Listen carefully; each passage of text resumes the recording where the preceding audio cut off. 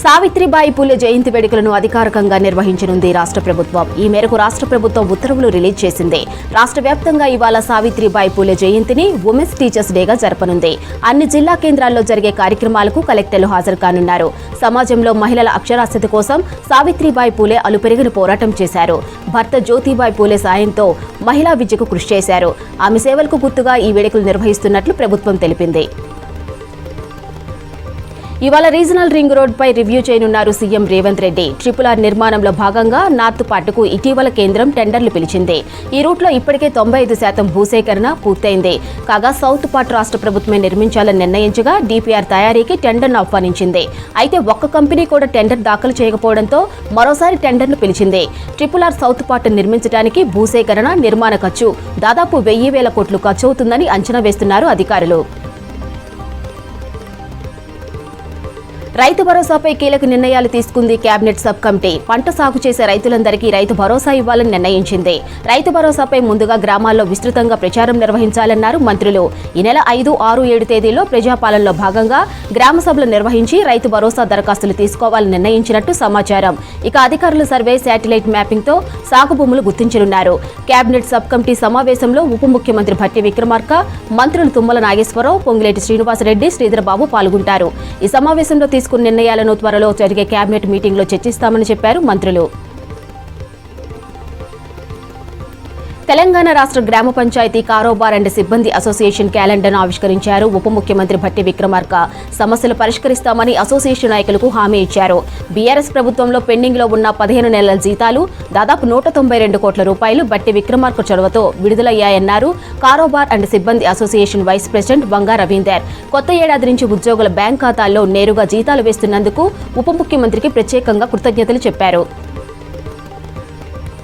Non communicable diseases సర్వేపై review చేశారు వైద్య శాఖ మంత్రి దామోదర రాజనరసింహ. ఇటీవల ప్రతి జిల్లాలో ఏర్పాటు చేసిన NCC క్లినిక్స్ లో అందజేస్తున్న సేవలపై ఆరా తీశారు.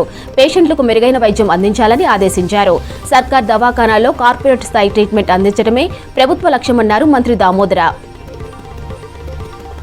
2025లో అంతా మంచి జరుగుతుందన్నారు మంత్రి పొన్నం ప్రభాకర్. గత ఏడాదిలో సన్న వడ్లకి 500 బోనస్ ఇచ్చామని, ధాన్యం కొనుగోలు చేసిన 24 గంటల్లో రైతుల ఖాతాలో డబ్బులు వేశామని, పాఠశాల విద్యార్థులకు డైట్ ఛార్జీలు పెంచామని, అనేక పథకాలు అమలు చేశామని చెప్పారు. ఇక ఇందిరమ్మ ఇళ్ల సర్వే జరుగుతుందని, కొత్త రేషన్ కార్డులు వస్తున్నాయని, సంక్రాంతికి రైతు భరోసా ఇస్తామని తెలిపారు. కరీంనగర్ జిల్లా చిగురుమామిడి, సైదాపూర్ మండలాల్లో కాంగ్రెస్ ముఖ్య నేతలు, కార్యకర్తలతో సమావేశమయ్యారు పొన్నం. ప్రభుత్వ పథకాలను ప్రజల్లోకి తీసుకెళ్లాలని సూచించారు. స్థానిక సంస్థల ఎన్నికల్లో ప్రతి గ్రామంలో కాంగ్రెస్ పార్టీ సత్తా చాటాలని పిలుపునిచ్చారు. రైతుల తరపున నిలబడుతూ కాంగ్రెస్ సర్కార్ పాలన చేస్తుందన్నారు మంత్రి జూపల్లి కృష్ణారావు. వనపర్తి జిల్లా చిన్నంబావి మండలం చిన్నమార్ మినీ ఎత్తిపోతల పథకాన్ని నీరందిస్తున్న జూరాల కాల్వలను పరిశీలించారు. ప్రాజెక్టులో నీరు తక్కువగా ఉండటంతో పొలాలకు సాగునీరు అందటం లేదని రైతులు చెప్పారు. దీంతో వారానికి 2 సార్లు నీటిని వదిలేలా ఏర్పాట్లు చేయాలని అధికారులను ఆదేశించారు మంత్రి జూపల్లి.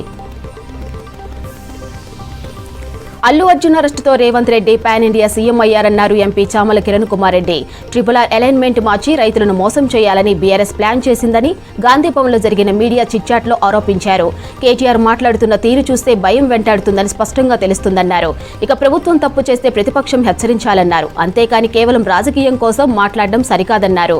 బీఆర్ఎస్ నేతలు ప్రభుత్వంపై అసత్య ప్రచారం చేస్తున్నారని ఫైర్ అయ్యారు. కేటీఆర్ తప్పు చేస్తే ఖచ్చితంగా జైలుకు వెళ్లాల్సి వస్తుందన్నారు ఎంపీ చామల. బీఆర్ఎస్ బీసీలను మోసం చేసిందన్నారు పీసీసీ అధ్యక్షుడు మహేష్ కుమార్ గౌడ్. బీసీలకు న్యాయపరంగా అందవలసిన నిధులను ఏ ఒక్క సంవత్సరం కూడా ఖర్చు చేయలేదని విమర్శించారు. స్థానిక ఎన్నికల్లో బీసీలకు అన్యాయం చేసి వారు గొంతు కోసింది బీఆర్ఎస్ సర్కారేనని మండిపడ్డారు. ఇక బీసీలకు కాంగ్రెస్ పార్టీ మాత్రమే మేలు చేయగలదన్నారు మహేష్ కుమార్ గౌడ్. అధికారం పోయిన తర్వాత బీఆర్ఎస్ కు బీసీలు గుర్తుకొచ్చారని ఎద్దేవా చేశారు.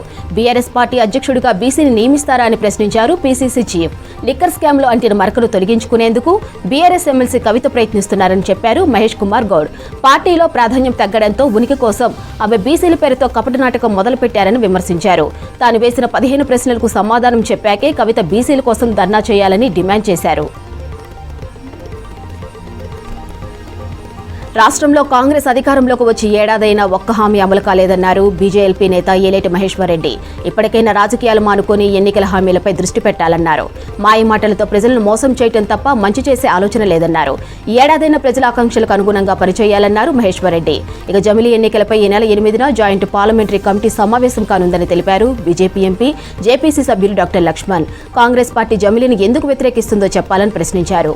దేశంలో విప్లవాత్మక మార్పులు తీసుకొచ్చే జమిలీ ఎన్నికలను వ్యతిరేకించడం దారుణమన్నారు లక్ష్మణ్. ఇందిరా పార్కు దగ్గర ఇవాళ నిర్వహించనున్న బీసీ మహాసభపై బీసీ సంఘాలతో సమావేశమయ్యారు భారత జాగృతి అధ్యక్షురాలు ఎమ్మెల్సీ కవిత. కామారెడ్డి డిక్లరేషన్, స్థానిక సంస్థల్లో 42% బీసీలకు రిజర్వేషన్లు అమలు చేయాలని డిమాండ్ చేస్తూ భారత జాగృతి ఆధ్వర్యంలో సభ ఏర్పాటు చేస్తున్నారు. ఈ సభకు పోలీసులు అనుమతి ఇవ్వలేదు. దీంతో ఎమ్మెల్సీ కవిత హైదరాబాద్ సిపి సివి ఆనంద్కు ఫోన్ చేసి మాట్లాడారు. బీసీ సభకు అనుమతి ఇవ్వాలని విజ్ఞప్తి చేశారు.